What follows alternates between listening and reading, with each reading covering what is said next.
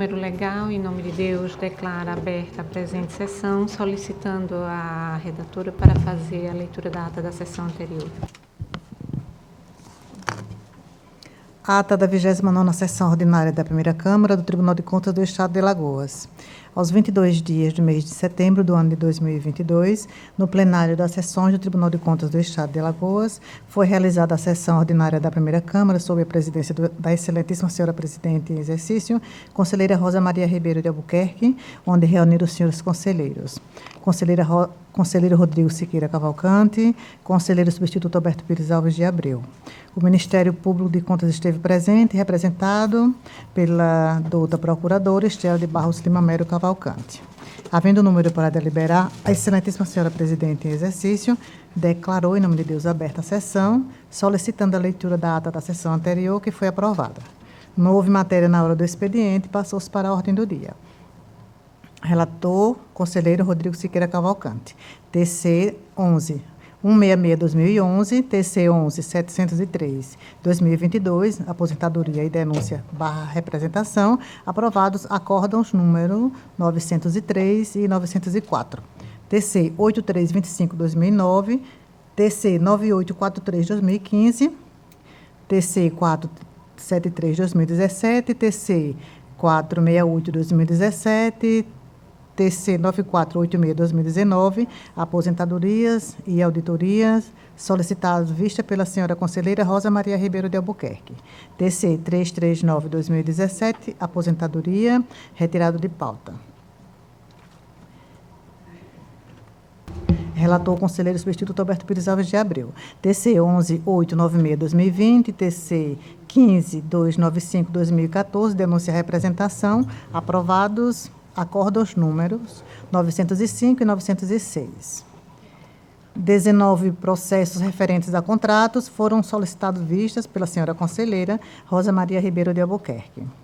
Relatora conselheira Rosa Maria Ribeiro de Albuquerque, TC 9356/2017, TC 9994/2017, entre outros relacionados a aposentadorias, aprovados acórdãos números 907 a 922.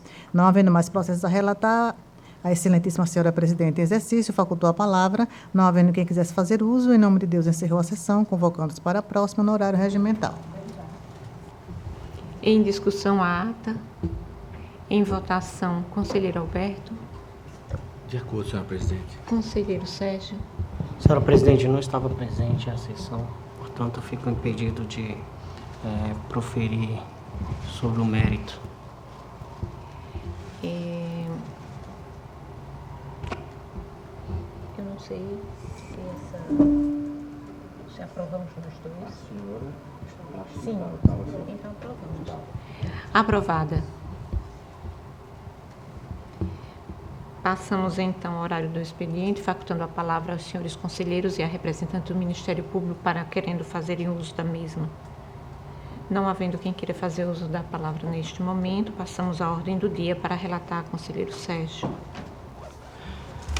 Senhora presidente, senhor conselheiro substituto, senhora procuradora-geral do Ministério Público de Contas e todos que acompanham esta sessão, eu tenho a relatar, senhora presidente, um processo TCAL número 98.0144/26/2022. Trata-se de representação oriunda do Ministério Público de Contas do Estado de Alagoas, o MPCAL, em que noticia supostas acumulações ilícitas de cargos públicos no âmbito da Secretaria de Estado da Saúde, a CESAL Alagoas. O Ministério Público de Contas instaurou o procedimento ordinário de número 12/2021 para apuração dos fatos, dando origem à presente representação. Após a instrução do procedimento administrativo, concluiu o Parquet de Contas que não foi possível esclarecer os fatos através de diligência, sendo necessário o aprofundamento da investigação do feito por este Tribunal de Contas do Estado de Alagoas. É o breve relatório, senhora presidente. Com a palavra ao Ministério Público. Bem, o procedimento foi iniciado no Ministério Público de Contas através de uma denúncia, em que foram apontadas possíveis acumulações ilícitas na Secretaria de Saúde. Então, foram procedidas algumas diligências com vistas a a esclarecer os fatos, tentar afastar os indícios de irregularidades, mas as informações trazidas elas não foram suficientes. Nós detectamos a existência de vínculos, mas em alguns casos não ficou caracterizada aquela possibilidade de acumulação prevista na Constituição. Então, em razão disso, nós apresentamos os fatos ao tribunal para que sejam apurados, apurada a existência desses vínculos, a natureza de cada um desses vínculos e a possibilidade de acumulação em cada caso. E, para isso, a gente sugere, inclusive, a utilização da ferramenta SIAP, que já foi utilizada aqui em outros casos para cruzamento de folhas. Então, nesse sentido, nós pedimos a admissibilidade da representação e a apuração dos fatos pelo tribunal. Com a palavra o conselheiro. Senhora presidente, eu vou abreviar aqui a relatoria, já lhe informando a todos que acompanham a sessão, que de fato as irregularidades representadas, elas são graves e encontram-se indícios de provas realmente que pode haver essas irregularidades, e são irregularidades de ordem constitucional por afrontar o artigo 37, inciso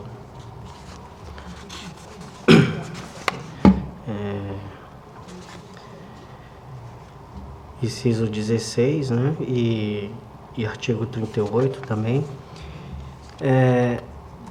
E aqui eu só para constar, senhora presidente, o Ministério Público de Contas aponta entre algumas irregularidades o fato de que, por exemplo, foi verificada incompatibilidade de horários e funções. Alguns servidores aqui têm um vínculo com o seu órgão de origem de 40 horas semanais e mais 40 horas semanais em outro ente público, estadual, né? Isso uma das irregularidades apontadas. Outras servidoras aqui com mais de um vínculo, profissionais da saúde com mais de um vínculo, ou melhor, mais de 2 vínculos. Outras situações também em que o servidor presta serviço no município e um município, digamos assim, geograficamente distante de Maceió, e o outro vínculo aqui na capital. Então, assim, são irregularidades que foram preliminarmente apuradas pelo Ministério Público de Contas e que necessitam, de fato, de uma investigação maior por parte do Tribunal de Contas. Então, diante disso, eu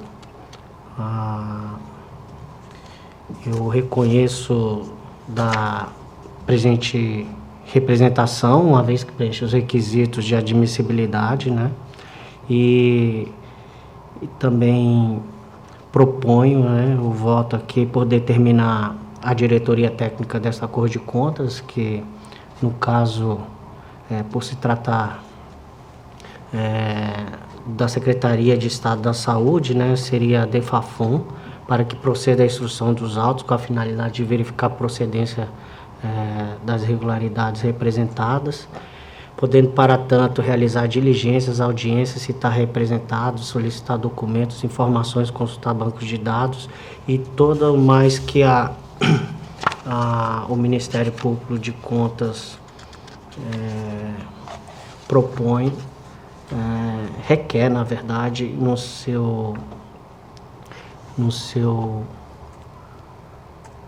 na sua representação, na parte que trata dos pedidos. Então,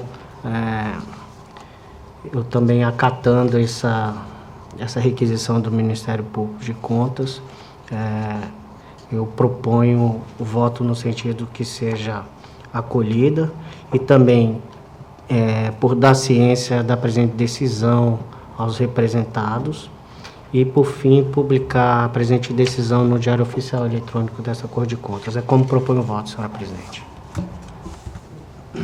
Em discussão, o processo. Em votação, conselheiro Alberto. Com o relator, senhora presidente. Também o acompanho, aprovado. Senhora presidente, só tinha esse processo a relatar nessa sessão, portanto, fica esgotada a minha relatoria. Pela ordem, conselheiro Alberto. Senhora presidente, senhor conselheiro substituto, doutora Estela e todos que nos assistem. Eu enviei para vossas excelências o ofício circular de número 61 de 2022. Ele contém a relação de contratos em que foram alcançados pela prescrição intercorrente. São contratos da Casal, do Detran, da Prefeitura de Mar Vermelho, da Secretaria de Infraestrutura, CEINFRA e CETRAND. E em todos eles, como já coloquei, eu voto no sentido de que seja reconhecida a prescrição e, consequentemente, o arquivamento deles. É como eu voto, senhora conselheira, presidente. Com a palavra, o Ministério Público. Bem, os processos de fiscalização de contrato contam com manifestação do Ministério Público de Contas nos mais variados sentidos, alguns pela regularidade, outras com pedido de diligência, outras opinando pela irregularidade com ressalva.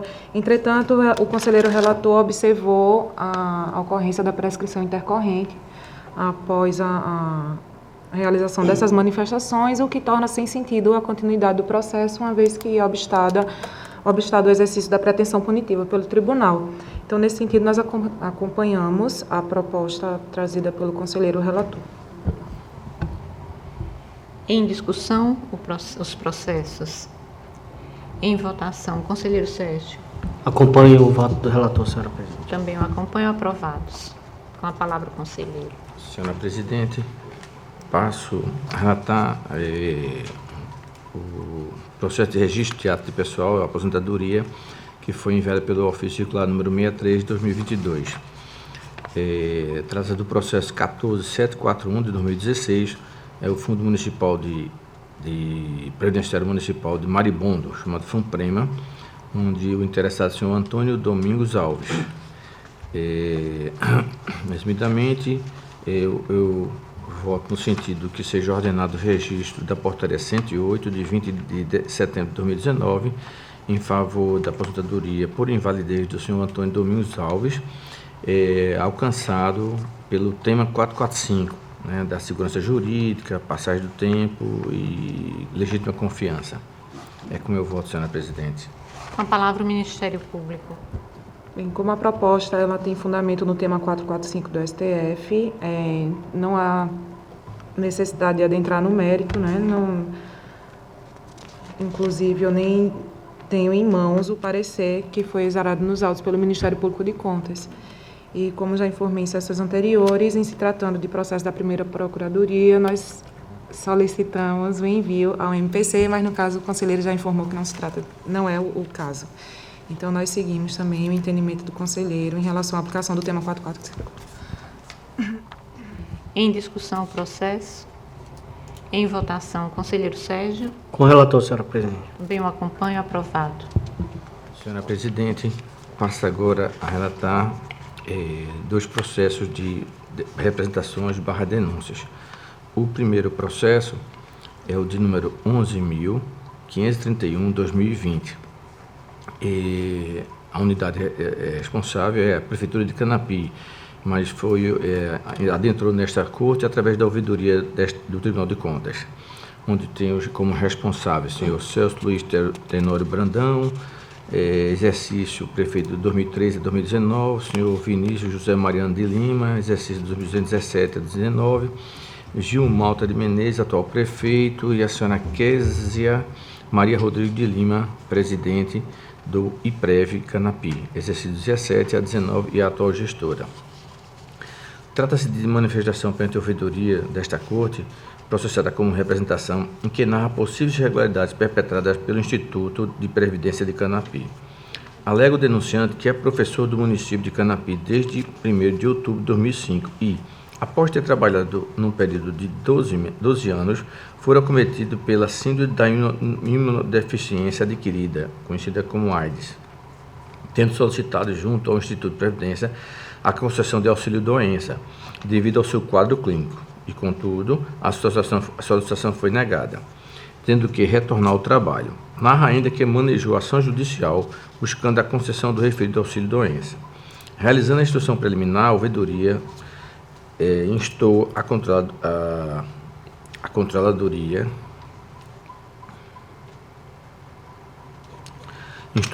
Interna do município de Canapi a se manifestar, que o fez por meio do ofício 6 de 2016 e do ofício 20 de 2019, Controladoria Geral do Canapi, com os seguintes termos. Inicialmente, cabe esclarecer isso, relato do controle interno de Canapi. Inicialmente, cabe esclarecer que as alegações do demandante não merecem ser acolhidas, pois este está confundindo a aplicação dos princípios constitucionais aplicados à administração pública, por exemplo, à tutela, legalidade, ao devido processo legal e outros, com suposta estagnação processual ou qualquer óbice capaz de inibir o seu pleito. Vejamos, o demandante, no dia 12 de abril de 2017, apresentou pedido administrativo de auxílio-doença. Contudo, após a avaliação pericial da junta médica, foi determinado que o mesmo fosse readaptado em uma função por um período de 180 dias, o que foi realizado. Insatisfeito com a readaptação, o ora servidor ingressou via judicial perante a comarca de Mata Grande, com ação ordinária de restabelecimento de auxílio-doença ou aposentadoria por invalidez, no dia 2 de junho de 2017, tombado sob o número 07009081-2017-8020022, onde até hoje o magistrado não concedeu a liminar. Posteriormente, o referido servidor, no dia 7 de março de 2018, apresentou novo pedido de auxílio-doença, o que foi concedido pelo período de 3 meses, conforme documentos em anexo. Inclusive este, após cessar o período de gozo de auxílio-doença, executou normalmente suas atividades laborais, conforme contra-cheques em anexo emitido pela administração. Pois bem, no dia 6 de junho de 2018, em função da suposta demora do processo judicial, visto que não houve guarida, o promovente apresentou o pedido administrativo de aposentadoria por invalidez junto ao IPREV Canapi, após a ação judicial. Assim, no bojo do processo administrativo, consta o laudo técnico pericial que, A2, devido ao quadro clínico psicológico em que o paciente periciado encontra-se, apesar de apresentar um bom estado físico, existe incapacidade social que o impede de realizar suas funções como processo. Dessa forma, solicitamos a aposentadoria por invalidez. Desse modo, nota-se que o laudo foi escrito à mão, com caneta esferográfica, sem qualquer detalhamento, sem inserção do CID, ou seja, fora de qualquer parâmetro para a concessão do pedido de aposentadoria por invalidez, isto é, ausente de qualquer respaldo legal e segurança jurídica para a administração e o administrado, para atender o contento ao pleito. Seguindo a marcha processual, os autos foram encaminhados à presidência dessa Corte, que é concedeu o juízo positivo de admissibilidade nos termos do artigo 191 do regimento interno. Após, o gabinete do conselheiro Fernando Toledo encaminhou os autos a este gabinete em observância à redistribuição de relatorias procedida pela portaria 26 de 2019. Os autos foram encaminhados ao Ministério Público de Contas, que exarou o parecer 2981/2020 da segunda Procuradoria de Contas, concluindo por: diante do exposto, o Ministério Público de Contas opina pela rejeição in limine da denúncia sob análise, em razão da insubsistência de indícios mínimos de materialidade da irregularidade reportada no requerimento vestibular, nos termos do artigo 191 do regimento interno. É o relator, senhor presidente. Com a palavra o Ministério Público. Bem, se trata de denúncia que foi formulada junto ao Tribunal de Contas em face do IPREV de Canapi, e que tem por fundamento o inconformismo do denunciante em relação ao mérito de decisão administrativa que lhe negou a concessão de benefício previdenciário. Tendo sido negado o benefício previdenciário, o interessado ingressou judicialmente, mas também dirigiu ao Tribunal de Contas uma denúncia contra o IPREV. Entretanto, o entendimento do Ministério Público de Contas é que o Tribunal de Contas não é instância revisional de decisões administrativas. O órgão concedente negou a aposentadoria sob o fundamento da ausência de requisitos e não caberia ao Tribunal de Contas revisitar essa matéria. Então, nesse sentido, nós entendemos pela ausência de competência e pela não admissibilidade da denúncia. Com a palavra o conselheiro. Senhora Presidente, senhor conselheiro, justamente por todos os motivos que me irmanam com o Ministério Público de Contas, através da doutora Estela, eu já vou direto ao ponto, porque esse tribunal não é instância revisora de atos administrativos, né? Não é a questão. Inclusive, uma questão bem peculiar que entra no mérito da possível incapacidade da pessoa, e esse tribunal não tem competência para tal questão.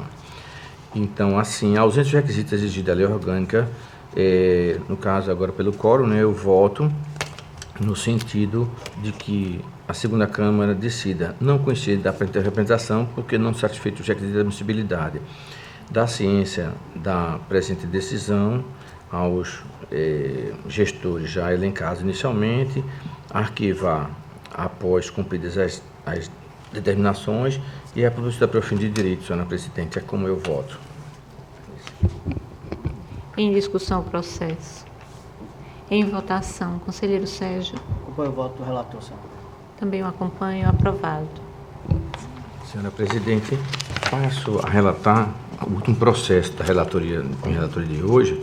Também trata-se de uma representação que ingressou nesta Corte por meio da ouvidoria do Tribunal de Contas. Trata-se do processo 11.525/2020. Desta feita, a unidade responsável é a Prefeitura de Campestre e o responsável, o senhor Amaro Gilvan de Carvalho, prefeito de exercício 2016. Trata-se de representação recepcionada pela ouvidoria de contas referente à manifestação 2017-06-0091 em face do município de Campestre, solicitando informações acerca da suspensão de concurso público aberto em 2016, com a finalidade de selecionar candidatos para o provimento de cargos efetivos do município. Em 26 de junho de 2017, o demandante informou que a gestão municipal publicou no site da empresa Master Consultoria, organizadora do concurso, informações sobre a suspensão do procedimento por não dispor de tempo hábil para averiguar a real necessidade do quantitativo de vagas, como também o planejamento econômico para que não comprometa o orçamento do município em afronta aos comandos da LRF. Foi enviado o ofício 037/2017 ao prefeito do município de Campestre, solicitando esclarecimentos e documentos referentes à situação narrada pelo demandante. Em resposta, através do ofício 106/2017, o prefeito do município de Campestre alega que o referido concurso se iniciou na gestão anterior, não sabendo a gestão atual sobre a real necessidade das vagas abertas, além do impacto financeiro que causaria o município. Diante da necessidade de análise mais profunda, afirmou que o concurso se encontra suspenso. Afirma que a gestão anterior supostamente teria um gasto de 65% com o pessoal, não podendo, conforme a LRF, a Lei de Responsabilidade Fiscal, dar início a um concurso. Após, os autos foram encaminhados ao Gabinete da Presidência, que é Conselho de Justiça de Admissibilidade. Os autos foram encaminhados ao Ministério Público de Contas, que se manifestou pela inexistência de elementos que justificam o procedimento da representação e pugnando pelo seu respectivo arquivamento. Eu relator, senhora Presidente. Com a palavra o Ministério Público. Bem, a denúncia versa sobre a suspensão de concurso público no município de Campestre e, após apurações preliminares que foram realizadas nos autos, foi justificada pela administração a suspensão. Não havia um estudo de impacto, não havia um estudo sobre a real necessidade de cargos, então a administração entendeu por suspender e posteriormente cancelar o concurso. Não existem elementos que justifiquem a apuração desses fatos, não há indícios de ilegalidade, em razão do que o Ministério Público opina pelo arquivamento. Com a palavra o conselheiro. Senhora Presidente, na mesma linha do Ministério Público, que acolho integralmente, por esses motivos, eu voto no sentido de não conhecer a presente representação, determinando seu arquivamento sem análise de mérito e da ciência da presente decisão, se acaso Vossas Excelências assim entenderem, e a publicidade para o fim de direito. Senhora Presidente, é como eu voto nesse processo. Em discussão o processo. Em votação, conselheiro Sérgio. Acompanho o voto do relator, senhor. Bem, eu acompanho, aprovado. Senhora Presidente, encerro a minha relatoria de hoje. Fim da relatoria do conselheiro Alberto.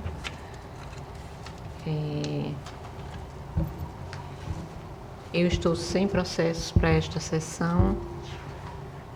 Encerrando assim a pauta de hoje, passamos então ao horário das explicações pessoais, facultando a palavra aos senhores conselheiros e à representante do Ministério Público. Não havendo quem queira fazer uso da palavra neste momento, em nome de Deus, declaro encerrada a presente sessão, enquanto os convoco para a próxima no horário regimental. Está encerrada a sessão.